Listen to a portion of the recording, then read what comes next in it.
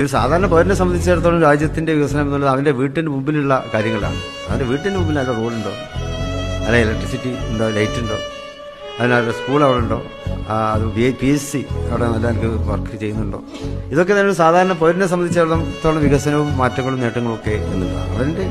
അവൻ രാവിലെ എണീച്ചു വന്നാൽ അവൻ്റെ കൺമുമ്പിൽ കാണുന്ന അവൻ്റെ പ്രദേശം, ആ പ്രദേശത്ത് ഉള്ള മാറ്റങ്ങളാണ് ഓരോരുത്തരെയും സ്വാധീനിക്കുക. അപ്പോൾ ആ പ്രദേശവുമായി ബന്ധപ്പെട്ടുള്ളവരാണ് നിങ്ങളെല്ലാവരും. അപ്പോൾ ആ കാര്യത്തിൽ അവൻ്റെ മനസ്സിനെ തൃപ്തിപ്പെടുത്തുക എന്നുള്ളത് തന്നെയാണ് നമുക്കൊക്കെ ചെയ്യാനുള്ളത്. പിന്നെ വികസനമൊക്കെ വരുമ്പോൾ നമ്മുടെ മണ്ണിനെയും മനുഷ്യനെയും ഓർക്കണം.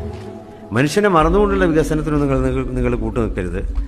വികസനം മനുഷ്യനെ ഓർത്തുകൊണ്ട്, മണ്ണിനെയും ഓർത്തുകൊണ്ട്, അത് പ്രകൃതിയെയും ഓർത്തുകൊണ്ട്, പ്രകൃതിയുടെ സന്തുലിതാവസ്ഥകൾക്ക് കോട്ടം തട്ടാത്ത രീതിയിലുള്ള വികസനങ്ങൾ അതിനെ നടപ്പിലെടുത്താനായിരിക്കണം നിങ്ങൾ മുൻതൂക്കം കൊടുക്കേണ്ടത് എന്നുള്ളതുകൂടി സാന്ദർഭികമായി ഞാൻ ഉണർത്തുകയാണ്. നമ്മൾ വികസനത്തിനെതിരല്ല, പക്ഷെ മനുഷ്യനെയും മണ്ണിനെയും ഓർത്തുകൊണ്ടുള്ള വികസനമാണ് നമുക്ക് ആവശ്യമായിട്ടുള്ളത്. പിന്നെ ഉള്ളതെന്താണ്, നാടിനും ഒക്കെ വേണ്ടി പ്രവർത്തിക്കുമ്പോൾ അഴിമതിരഹിതമായ ഒരു ഭരണമാണ് നമുക്ക് മുന്നോട്ട് വയ്ക്കാൻ.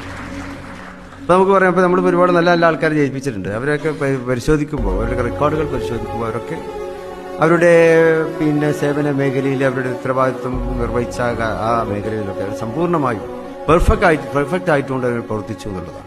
പ്രത്യേകിച്ച് അഴിമതിരഹിതമായ ഒരു ഭരണമാണ് മുസ്ലിം ലീഗിൻ്റെ എല്ലാ ഭരണ മേഖലകളിലും നമുക്ക് ഉണ്ടാക്കുവാൻ കഴിഞ്ഞിട്ടുള്ളത് എന്നുള്ളതും ഈ തെരഞ്ഞെടുപ്പിൻ്റെ വിജയത്തിന് കാരണമായിട്ടുണ്ട് എന്നുള്ളതാണ്.